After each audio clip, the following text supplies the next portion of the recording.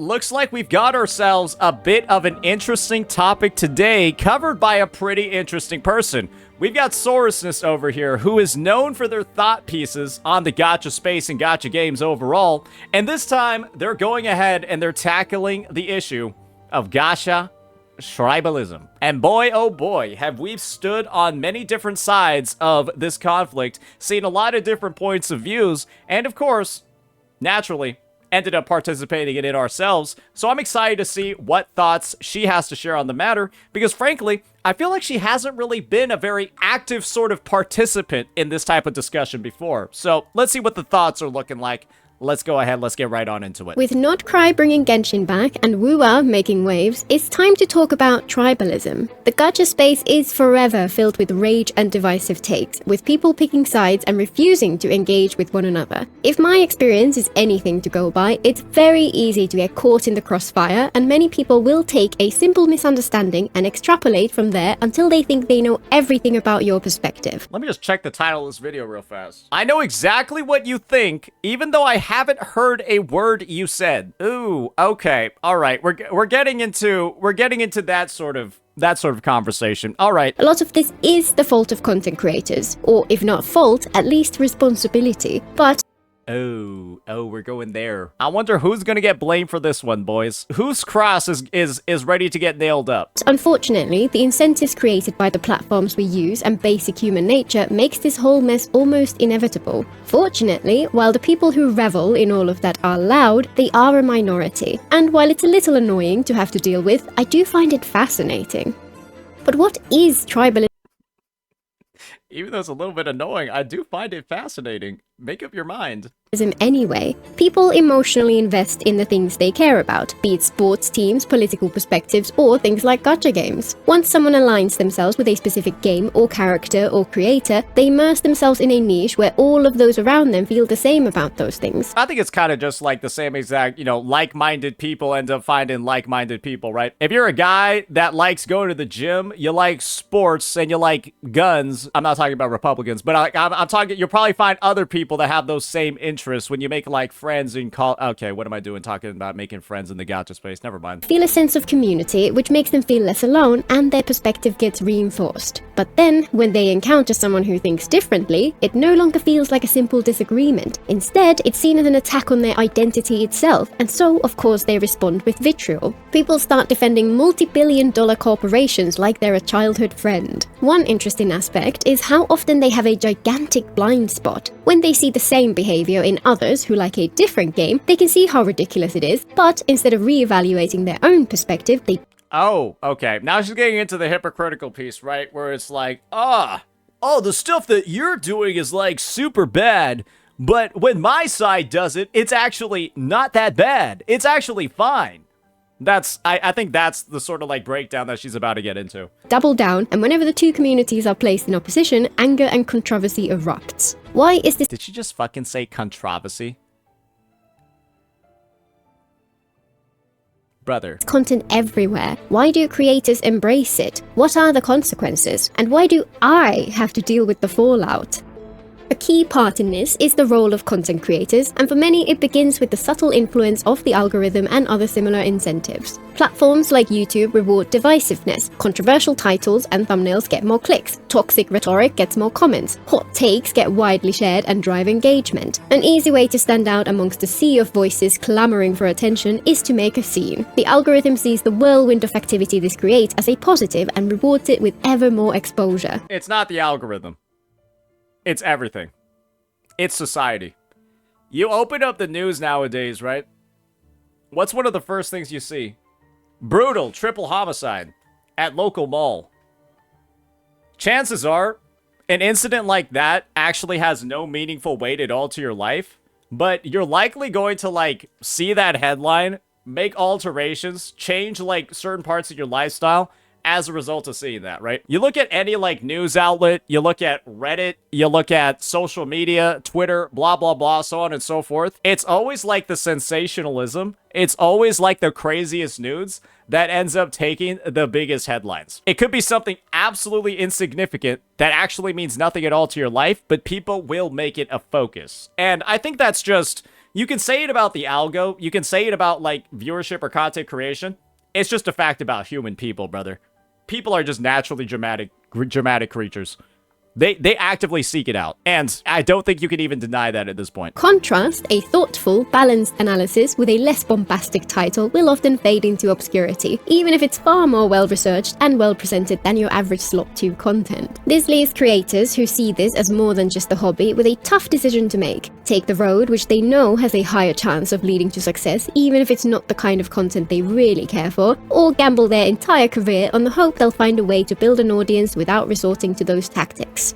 And intentionally or not, creators often lean into it at least a little to drive engagement. When something gets a lot more views, there's a natural pressure to keep producing similar content. Exaggerated emotions and hyperbolic statements keep a certain type of audience coming back, so you'll see creators screaming at the screen in excitement when reacting to a trailer. Oh, she's talking about Mr. Pokey here.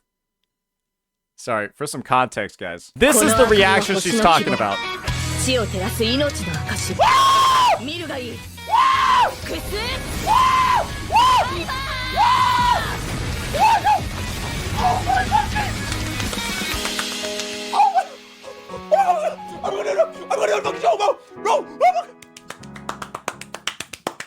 Just so you know, this react was before Mr. Pokey even knew what Fate was. He didn't know what a saber was. He thought it was a type of cat. So I can see what she's talking about over here. Or crashing out in rage when a game does something they're not happy with. I'd be surprised if they actually react like that when not on camera, and if they do, I hope they get some help.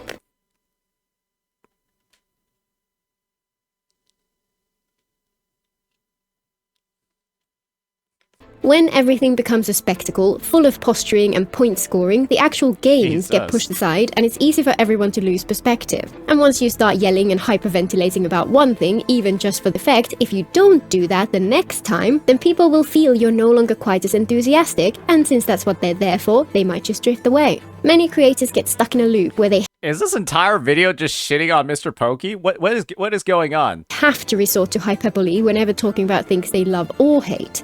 And unfortunately, every creator who leans into this is setting up a feedback loop of reinforcing bias in their audience. Those kinds of reactions appeal the most to people who themselves are particularly passionate about that subject, whether that's love for one thing or hatred for another. So the more it happens, the more it builds and builds. And then once you have an audience who all feel a particular way about something, any deviation from that expected line might feel like a betrayal to them. The more passionate the fan base, the more intense the tribal expectations become. That's a recipe for audience capture, erasure of nuance, and even creator burnout if they were playing it up even just a little.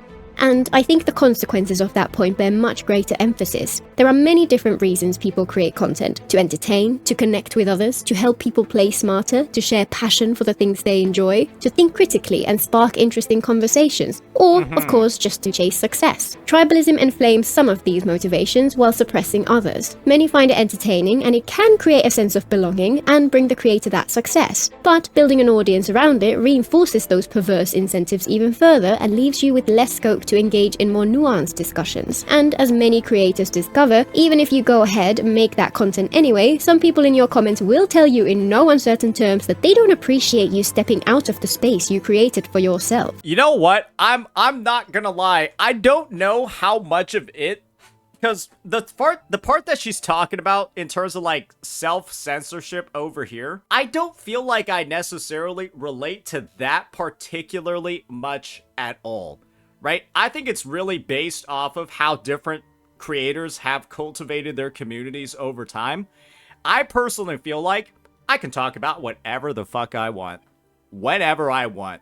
I feel like I kind of have like an open script to do whatever I feel like, because that's what I've been doing since the start of my career. But I think she's kind of talking about like the framing of, there are multiple creators who have kind of woven themselves into a naturally like more toxic community that has like certain expectations about certain things.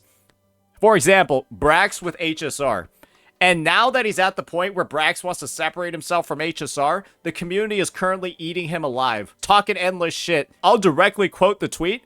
They said Brax's mom was like a crack hoe or something, right? That he has like fetal alcohol syndrome. Like, they're just making posts about that because they're upset that he stopped making guides for the game. Yeah. Yeah. Instead, many find themselves in a downward spiral. Proof? I should probably provide proof for a claim that crazy. You're not wrong. He wasn't accused of having fetal alcohol syndrome. It's just crack cocaine and chain smoked. Pretty close, though. This is what happens when the HSR community feels like they got betrayed by you. This is also probably why Mr. Pokey shills the game so hard and still does to this day. I think that's fair to say. Can you really blame Pokey for shilling this community when Brax has made guides for the game since it released, says he's simply stepping away, not even quitting the game, and this happens within a week of his announcement? After, once again, almost 2 years of making content for the game. Makes sense, doesn't it? If I had to appease a bunch of mentally unstable freaks on a day-to-day basis, you might see me doing stuff like this too. Stay in school, kids. With no way to get out. He's screaming to survive.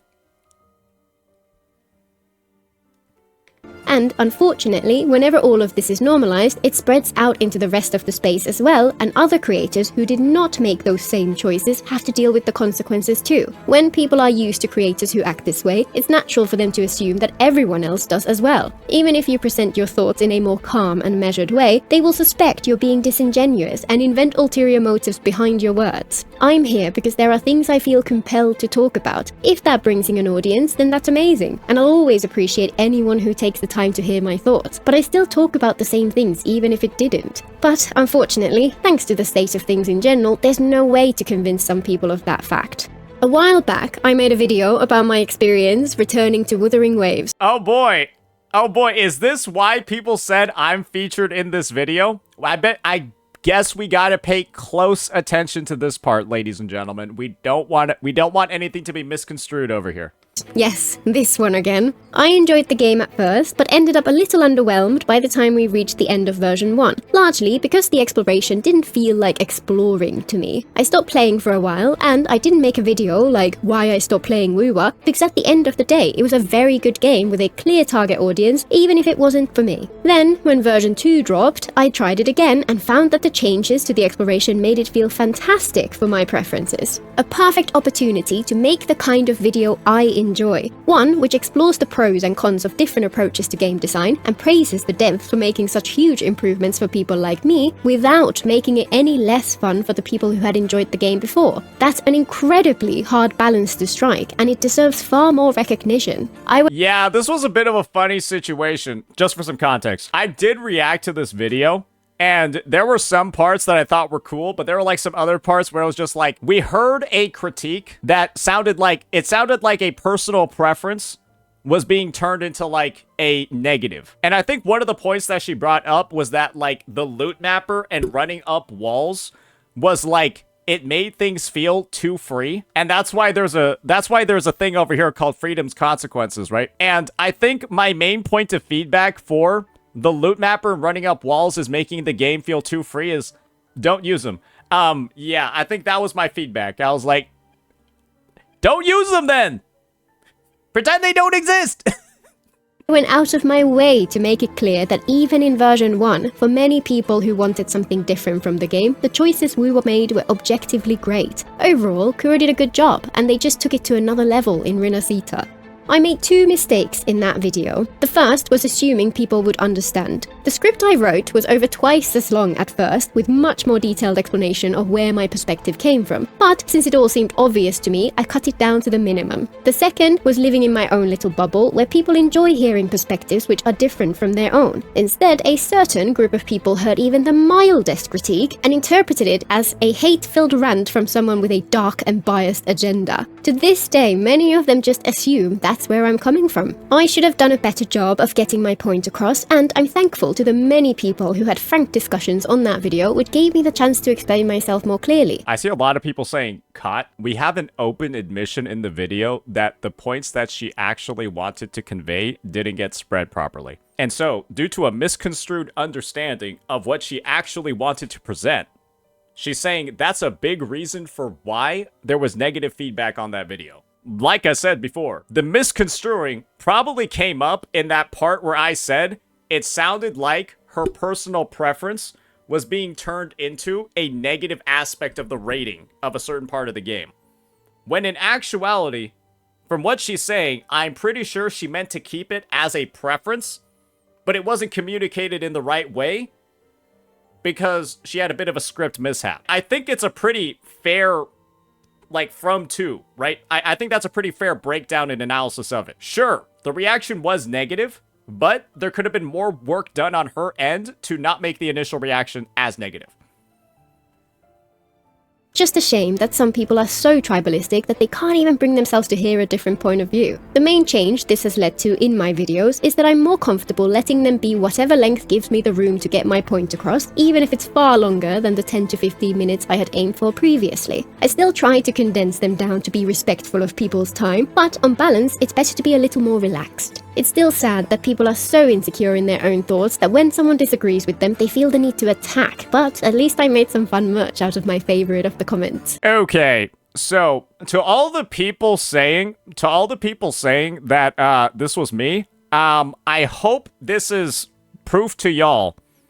I don't think I think that's just, I'm gonna be honest.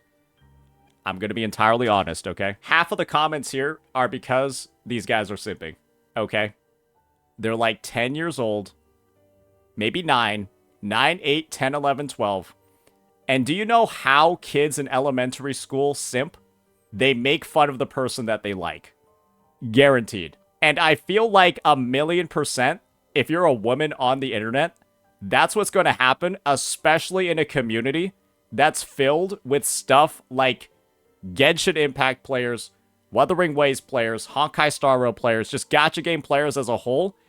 Yeah, there's a bunch of dumb little kids, or dumb little teens, or dumb little young adults in the space where this is the way that they communicate.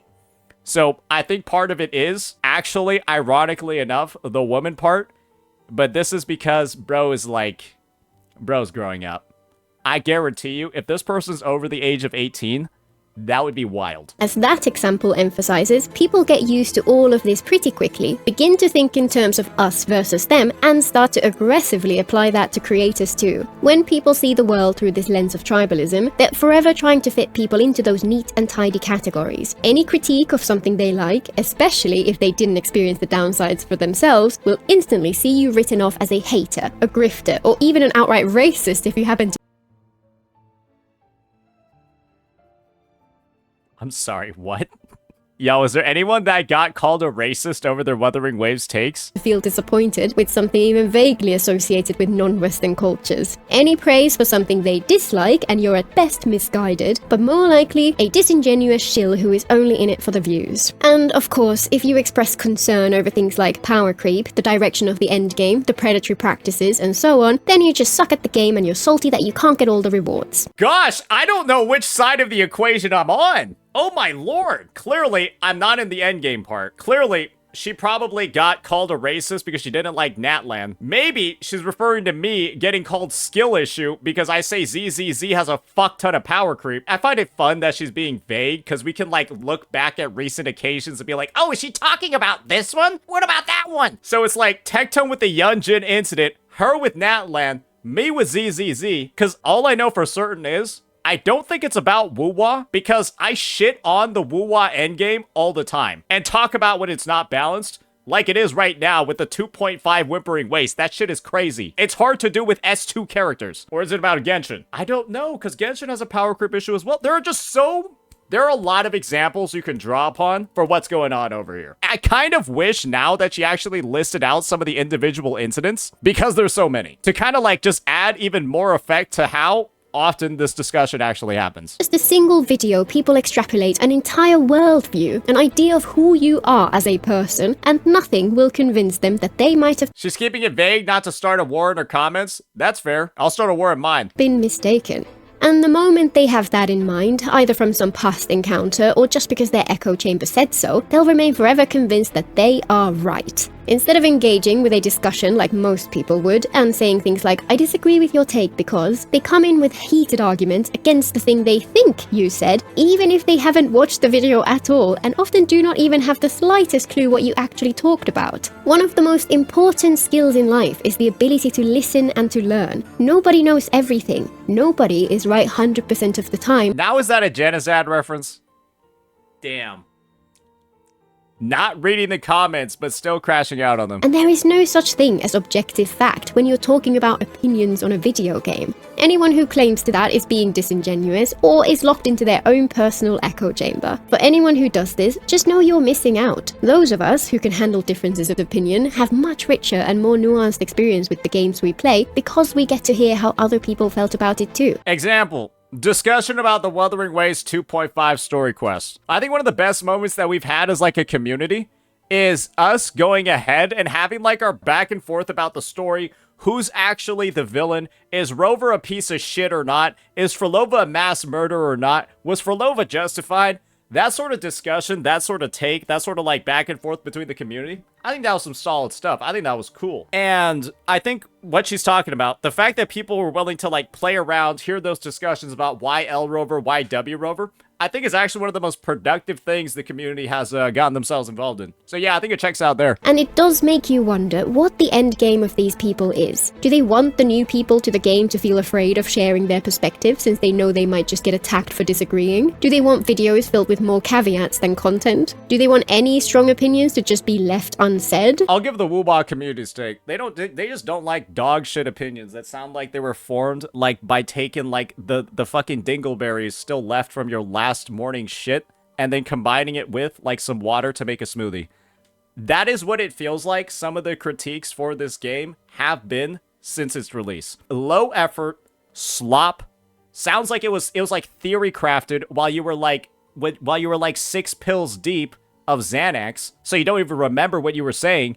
And it's just like you hear it as a player, and the only question you have for yourself is, does this guy even play the fucking game? It's like a situation, and I'll talk about it because this guy has like one of the craziest egos I've ever seen. The Woo-Wah community hates takes when they're filled with misinformation.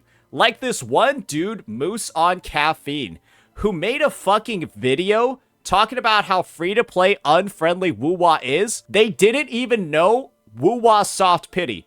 They said Woo-Wah didn't have a soft pity. They said so much crazy shit in that vid where you listen to it and you ask yourself, does this guy even play the fucking game? And you want to know what the wild thing is? He did it. He got his sources from the comments of a YouTube short and used that to make his entire video. The comments on a YouTube short. That was the research that he did. And you want to know how we know that that was the research that he did? Because you can just Google and you would immediately find out that yes, it does have a soft pity. And so missing information like this in a video that you can literally just Google the question and you immediately get the answer just leads you to believe, what is wrong with the fucking people? Like how does this sort of shit even happen?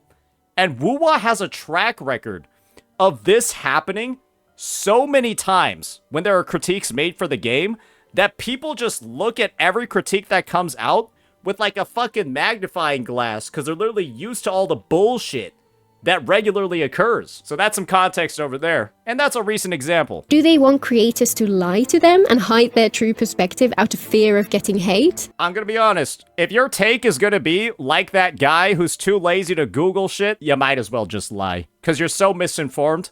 Your actual thoughts on the matter might as well be lies. But I understand the take that she's coming with. It's like, you know, are you asking people to censor themselves? That sort of stuff. I think, like, Brax is somebody that really comes to mind over here. Or do they really want a world where the moment someone isn't completely ecstatic with a game, they have to stop talking about it at all? Because I have news for them. No game is perfect. If that's the I'll be fair about it, though. There was a time where I made a react to a Saurusness video about Infinity Nikki, and I cracked a joke about how you can get S6 dresses. I cracked a couple of jokes during the react, and then, like, an entire community of people who were, like, simping for Infinity Nikki players that didn't even play the game were getting all up in my case, being like, how could you be so offensive with the jokes that you were making? And I was like, you guys are such fucking insufferable little pussies. Oh my gosh, I made a joke about a game where you collect clothes. And the way you beat bosses is by dressing up better than them. Okay, I made a couple of jokes about that, because I'm a dude that plays games with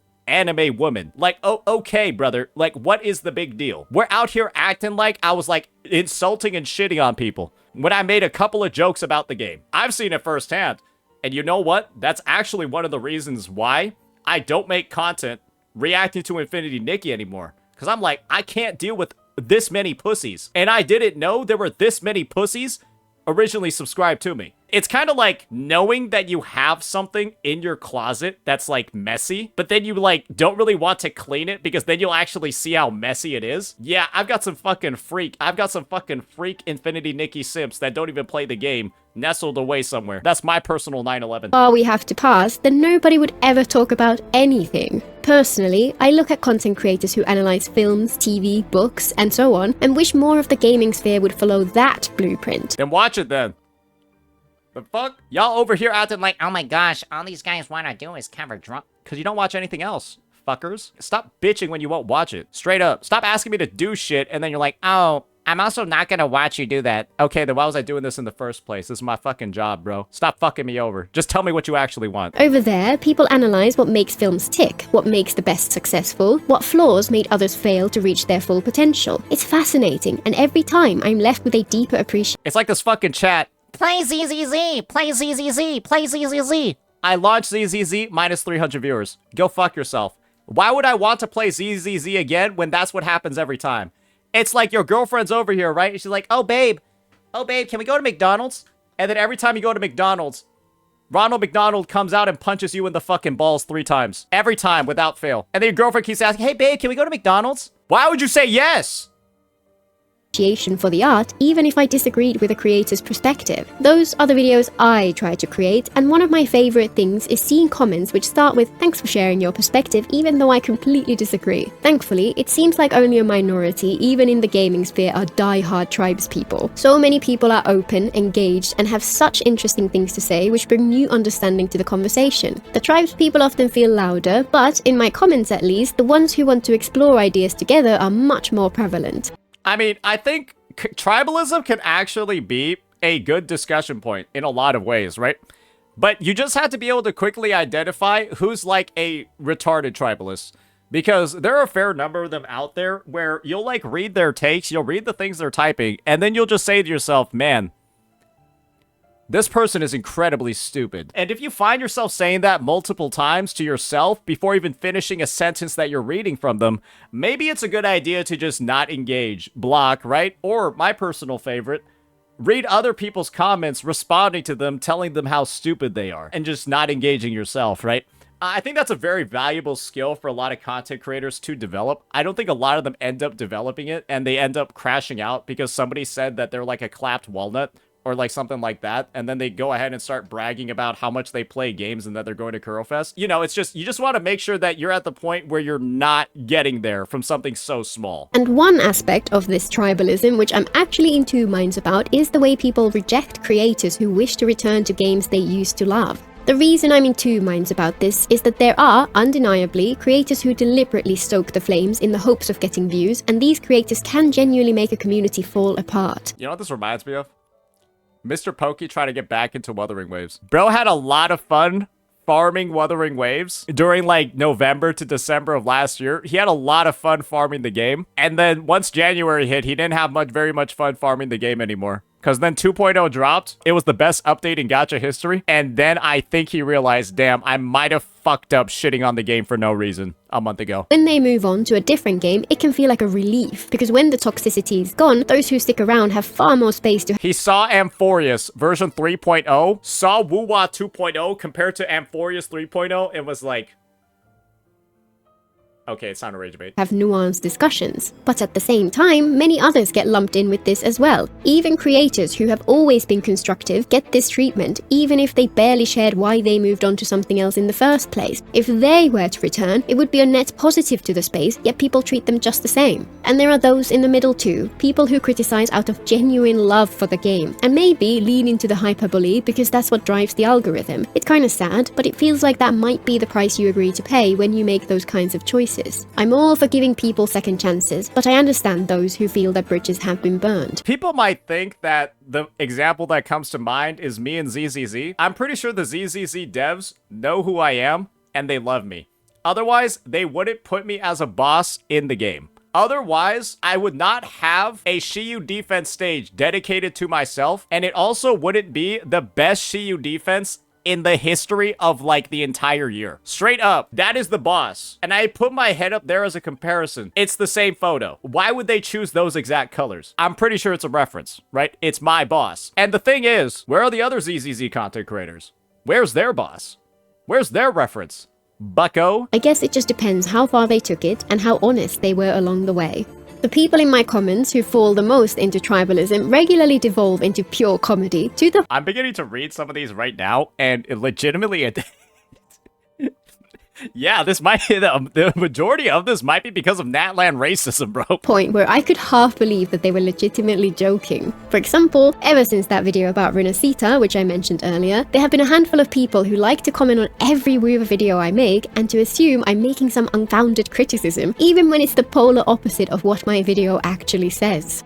The comments which made me want to finally make this video were from a week or two ago when I made a video speculating about Phrolova. She's a prominent antagonist who had been in the story from the beginning, who was about to become playable. For a long time, I had wanted to talk about the disappointing pattern across gachas in general, where antagonists have their misdeeds wiped away, and this was the perfect opportunity. The video explores where people's concerns came from, why antagonists and villains are so important to stories, why I disagree with the idea that evil doesn't sell, and then covers our past encounters with Phrolova and the 3 paths they could have taken with her. Keep her as a pure villain, add context but keep her towards the darker end of moral grey, or turn her into an uwu doppelganger. Obviously, I wanted the first or second, and I had faith that Kuro would deliver. As I said in the video, I felt the middle option was most likely. And as I'll cover in more detail in my next video, they did a fantastic job with her story, and she's a shining example of what I want from an antagonist in any game. My original what's the video problem? was correct on every point. And yet, the moment they played Phrolova's story, these commenters piled into my video and said my take had aged like milk. Let me just be upfront. I don't think I know any of these guys. They might be showing up in woo-wah comment sections. I'm gonna be real here. I feel like this is pretty memorable. I might have these guys blocked on my channel, to be honest. I think it's about curation. It's also about, yes, censoring to a degree, because you should be able to identify when somebody is being... I think I know Amjam. I think I know Amjad. I do not know Ines Ines Auntie Gemina 788. I don't know him. Apparently, Sometimes you just gotta block him, especially the guys that are spamming every single one of your videos. Type in some retarded shit. Believe me, I have the ZZZ community doing the exact same thing. It's kind of like being in laser tag, and these guys will just pop up ready to get shot, screaming, yelling in a high visibility vest. You just gotta take the free ones sometimes. You just gotta take the free ones. Unblock me for your channel? No, Jordan. I wonder how they'll handle this, and hope they'll go with option B is a bad take, especially when they do indeed go with option B. It's wild to me that people will so confidently leave a public comment on something they so clearly know nothing about. While I enjoy the entertainment that comes from I feel like I gotta go look this guy up right now. Brother seems to be typing up a storm. There are a couple of like key names that I memorize. It's like some key characters. I don't know. I don't see this guy. If I read comments like this, I know to a certain degree, I don't need to take this one particularly seriously, right? Assuming that I would be on the receiving end of it. Change stuff out. Say daddy. Instead of daddy Hoyo, say like daddy Kuro. Blah, blah, blah. All of that. Just call them retarded and move on. so clearly know nothing about. While I enjoy the entertainment that comes from having these bizarre takes in my comments, I can't help but feel sad for these people who probably miss out on so many interesting discussions because of their myopia. And in the interests of balance, You're using words they don't understand. You gotta chill out with that. It's important to note that while my 2 examples so far have focused on Wuthering Waves, it's just as prevalent in other communities as well. My takes on Natlan, for example. Again, I always take pains to emphasize that my perspective is just that, one person's view on the experience and far from objective truth. Many people had a different experience, and I've had many enlightening discussions with them which helped me appreciate the story in ways which the original experience sadly didn't capture for me. That's the whole point of my videos, to acknowledge that everyone feels differently about each part of the game, to spark discussion, and through exploring what made me feel the way I did, to get to learn why other people had a different take. But, of course, many people hate it when you give even the mildest of critiques, and in their mind it becomes, I hate this is stupid, anyone who likes it is stupid, and it should not exist. Guys, so, I think we need to set a couple of matters straight when it comes to certain things. There are 1,000,000% situations, right, where somebody makes a well-reasoned, sound of mind, regular take, and then somebody, in their reaction to that regular take, grabs shit from their ass and starts throwing it everywhere like a monkey. But there is always another situation where somebody made a dog shit critique or didn't convey their thoughts properly, or just from the example that she used, right, dramatically cut down on her material, and then through that lost some of her initial messaging that she had before. Then they make their critique, all the nuance is lost, or it was never there in the first place. People hear the critique, and they're like, what the fuck is wrong with this? And we take the failed delivery of the critique, and when we get a negative response to it, we call the community toxic, instead of recognizing, oh, the community was just acting actually quite reasonably to us dropping the ball when we analyze this stuff. And there are a lot of situations where it occurs. And there's a lot of situations where it's happened. And I think that as long as a community is able to identify which is which, where is there a justified reaction to a critique, and when is there a unjustified reaction to the critique, that's pretty important. And I think that the dangerous thing with this whole, like, overall gacha tribalism bad sort of situation is that oftentimes there will be a legitimate response to bad critique. And then people will see, oh, somebody made a take and they got shit on it. And then they automatically assume the fact that they got shit on it means that the community was being toxic. When in actuality, it could just be like a moose on caffeine situation where the guy decided to start rating games, speaking like an expert, when he's never played them and is too lazy to even Google basic information about the game. And I think there's a clear difference between the both, but it's way too easy nowadays for people to just say, oh, it's just the community being toxic. There's actually nothing wrong with what you did. Who cares if you're rating games without playing them or even having any elementary knowledge of them at all? Keep rating your games. If the community has complaints, there's something wrong with them. And that, unfortunately, is just like, I think it's a dangerous dynamic that we're starting to use this emotional response to justify why we're being a lazy piece of shit. Guess that might just be how they approach things that they don't like. I just posted a video where I tried to explore why I personally had such a different reaction to the upcoming Not Cry character designs compared to the ones from Natlan. I leaned on my background in design and focused on the part that matters at this point given how little we know about Not Cry. The visuals, the aesthetics, the vibes, all highly subjective, which I made clear from start to finish, and many people said they had the same experience. Other commenters pointed to the lore as the justification for the way Hoyo handled Natlan, but frankly, lore explains why things might be the way they are. If you're saying that Natlan's story is okay and makes sense because of the lore, you're a big idiot. You're one of the stupidest people I've ever met. I don't really know what to say. Oh yeah, all the stuff that doesn't make sense is fine because it's from the lore that doesn't make sense.